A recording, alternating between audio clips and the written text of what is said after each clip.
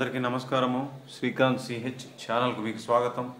మొదటి నుంచి కొనసాగుతున్న అలాగే ఈరోజు ఈ వీడియో చూసి కొత్తగా చందాదారులు అంటే సబ్స్క్రైబర్స్గా అయిన వాళ్ళకు కూడా అందరికీ ధన్యవాదాలు, కృతజ్ఞతలు. గురుభ్యో నమః. ఈ పాట దేవదేవ నారాయణ 4వ భాగానికి మీ అందరికీ స్వాగతం, సుస్వాగతం. ఇంతకుముందు 2-3 భాగాల్లో చెప్పినట్లుగా ఈ పాట చాలా కష్టం అవడం వల్ల కొంచెంగా చిన్న భాగాలుగా చేస్తున్నాను, ఎక్కువ వీడియో లేకుండా. అంటే మీకు త్వరగా సులువుగా అర్థమయ్యేట్టుగా. ఒకసారి శృతి రాగం.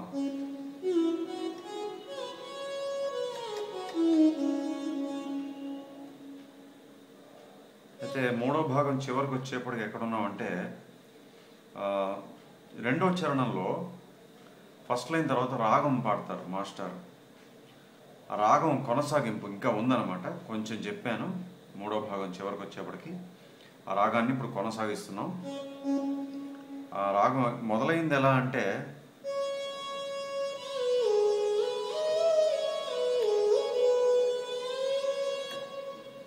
ఇది చెప్పేశాను.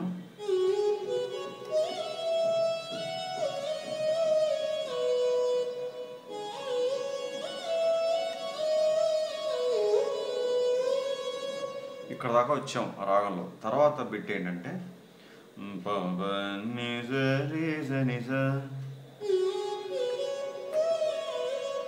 అయిందా. తర్వాత ఇది చాలా లెంగ్తీ బిట్.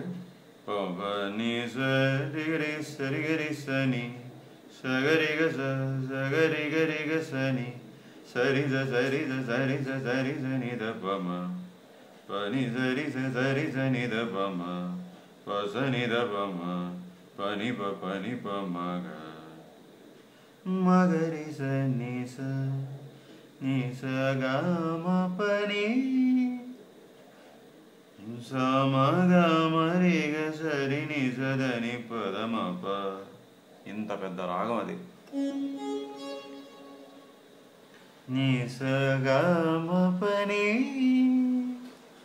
సమగమరిగ సరిని సదని పదమప. ఇది మొత్తంగా ప్లే చేస్తాను, తర్వాత బిట్టుగా కూడా చూద్దాం.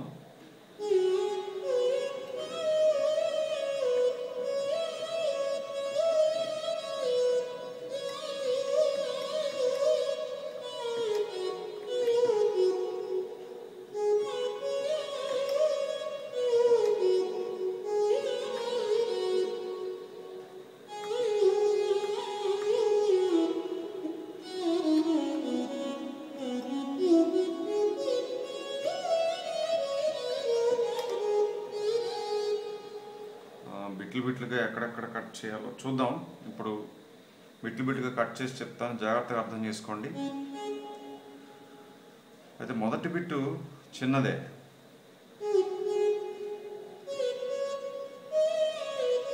అంతే, చాలా చిన్నదే. ఈ తర్వాతది ఇంకా చివరిదాకా పాడేశారు, ఎక్కడ మధ్యలో గ్యాప్ లేకుండా. అంటే ఆయన జస్ట్ దమ్ము అయిపోయి గ్యాప్ ఇచ్చారు తప్ప స్వరంలో ఎక్కడ గ్యాప్ లేదు. సో పని సరిగరి సరిగరి సని సగరిగ సగరిగరిగ సని సరిజ సరిజ సరిజ సరిజ నిదపమ పని సరిజ సరిజ నిదపమ పసని దపమ.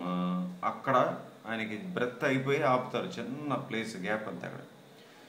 తర్వాత పని పని పమగ పని పని పమగ మగరి సని సగమ పని సమగమరిగ సరిని సదని పదమప. ఓకే, స్లోగా మొత్తం అంతా వాయిస్తున్నాను, బిట్లుగా మీరే అర్థం చేసుకోండి.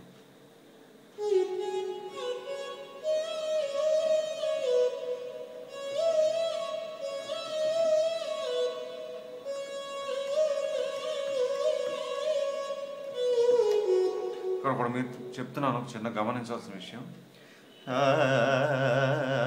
అంటే సరిజ సరిజ సరిజ సరిజ స్వరాలు అయితే అవే, కానీ ఆ గమ్మకం లేకుండా పాడితే చూడండి ఎలా ఉంటుందో. చూసారా? గమకం అనేది శాస్త్రీయ సంగీతంలో ఎంత ముఖ్యమో, ఆ గమకం లేకుండా అవే స్వరాలు వాయిస్తే కట్ నోట్స్ అంటారు. కట్ నోట్స్లో అలాగే వస్తుంది.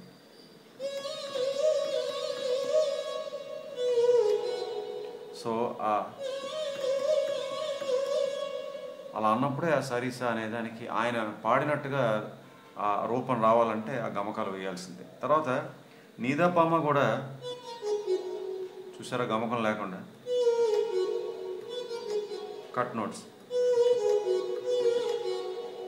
ఆ గమకం వేయడం వల్ల నీదపామ నీదపామ అంటే నీదని పామ నీదని పామ అలా వాయిస్తేనే ఆ నీదపామ అనే దానికి ఆ గమకం. సో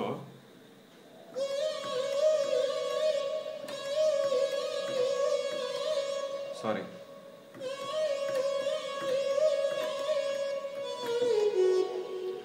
పని సరి సరి నిదపమ బస నిదపమ. ఇక్కడ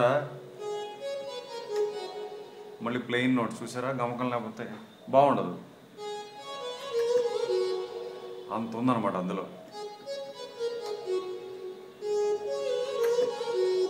అయిందా? పని పని పమగ. తర్వాత మగరి సనిస. ఇక్కడ కూడా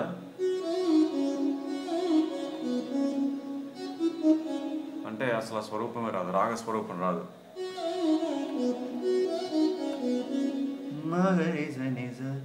తర్వాత ఈ కింద నుంచి పైదాకా సగమపని. తర్వాత జమగమరి గసరిని సదని పదమప.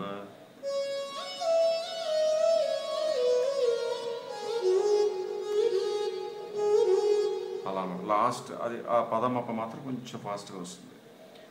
సో ఇప్పుడు మొత్తం రాగం చూద్దామా. మొత్తం రాగం ఈ భాగంలో మొదలుపెట్టినటువంటి ఆ ఫ్రేజ్ నుంచి, సారీ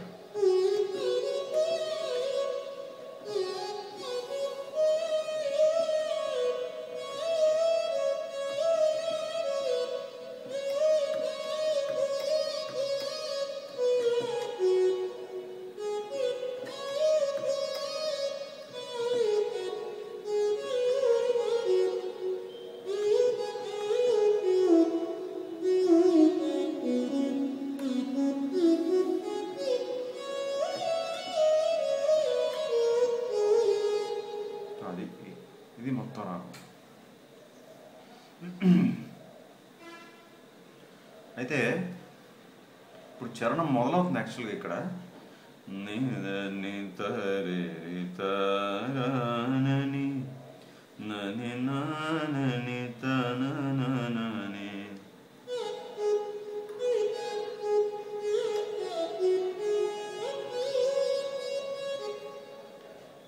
ఈ చాలాసార్లు మీకు ఇంతకుముందు ఎన్నో భాగాలు అంటే ఎన్నో పాటల యొక్క భాగాల్లో చెప్తూ వచ్చాను. ఏంటంటే ఒక చరణం సేమ్ బాణి, ఒకే బాణి రిపీట్ అవుతుంది అన్ని చరణాల్లో మామూలుగా ఏ పాటకైనా సాధారణంగా. అయితే సాహిత్యంలో పదాల వాడకం వల్ల కొన్ని చోట్ల ఒక అక్షరం ఎక్కువ ఒక అక్షరం తక్కువ అవడం వల్ల బాణిలో కూడా చిన్న చిన్న మార్పులు వస్తాయి. అలాగే ఇక్కడ కూడా ఈ బాణిలో చిన్న మార్పు అంటే మునిసన్నూత అనే లైన్ ఉంటుంది చూడండి.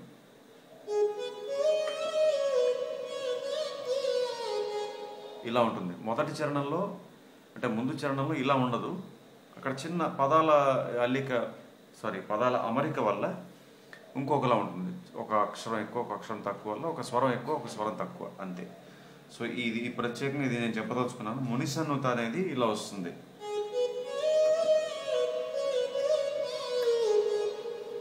బని సరి రే సని సని సరి సని సని దప. మళ్ళీ చూడండి. పని సరి రే సని సని సని దప.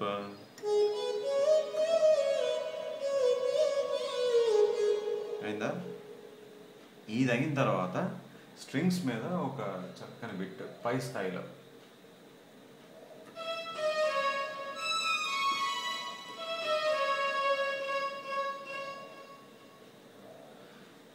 గరి సని రి సని ద ని ద ప మ ప పై స్థాయి నుంచి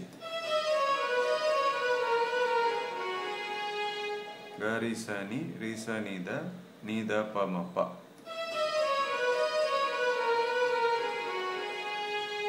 ఇది బిట్. అయితే చరణంలో మిగతా లైన్స్ అన్ని సేమే. ద్వారకలో అన్న లైన్ మాత్రం మళ్ళీ అక్షరం కొంచెం ఎక్కువ తక్కువ వల్ల బాణీలో చిన్న తేడా ఉంది, అది చూద్దాం. ద్వారకలో నని సరి సని సరి ని సదని పని మ ప మ మ సరి ని సదని పని మ ప మ మ. సారీ,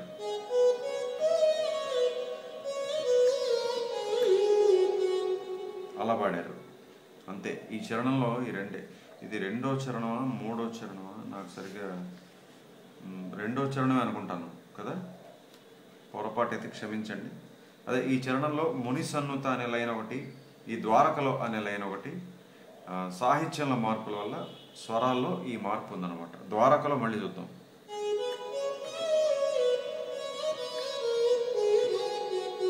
దేవ దేవ అని మళ్ళీ మిడిల్ పల్లో పాడతారు.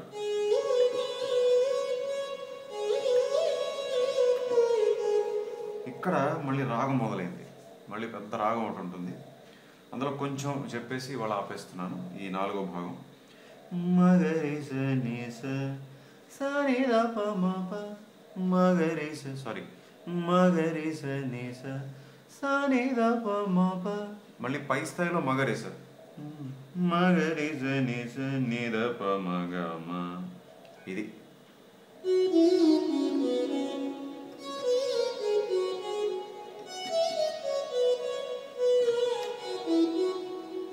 ఇక్కడ దాకా చెప్తున్నాను.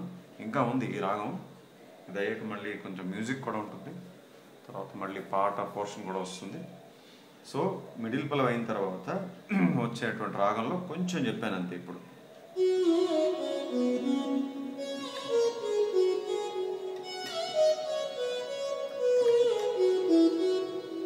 ఇది స్వరం. సో ఇక్కడతో ఈ భాగం ఆపేస్తున్నాను.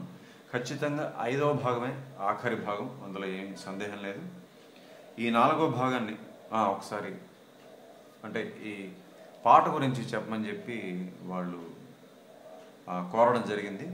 అంటే ఇప్పుడు శ్రావణ మాసం ఆఖరి రోజు కాబట్టి ఇది నా బాధ్యతగా ఒక్కసారి మళ్ళీ మీకు గుర్తు చేస్తున్నాను. ఇక మళ్ళీ దీని గురించి ఇంకా చెప్పే సందర్భం ఉండదు కాబట్టి నేను నేపథ్య సంగీతం అందించినటువంటి ఒక సరికొత్త పాట, శాంతమూర్తి శ్రీ బాలా త్రిపుర సుందరి అని చెప్పి అమ్మవారి మీద పాట, నా శిష్యురాలు ఒక ఆవిడ బాణీ తయారు చేస్తే నేను దానికి సంగీతం సమకూర్చాను. అయితే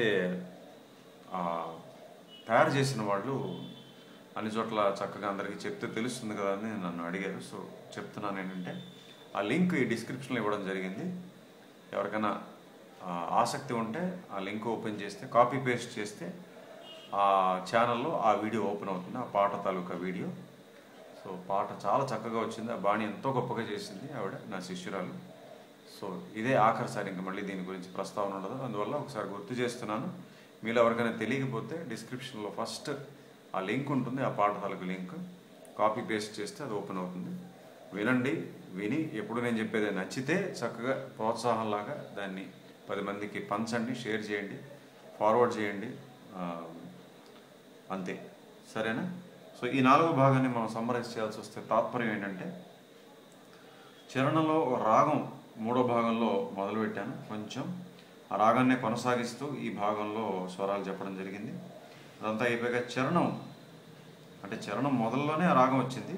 సో చరణంలో సాహిత్యం భాగం మొదలైన తర్వాత ఒక లైన్ మునిసన్నుత అనే లైన్ అయిన తర్వాత ఒక స్ట్రింగ్స్ బిట్ చూసాము.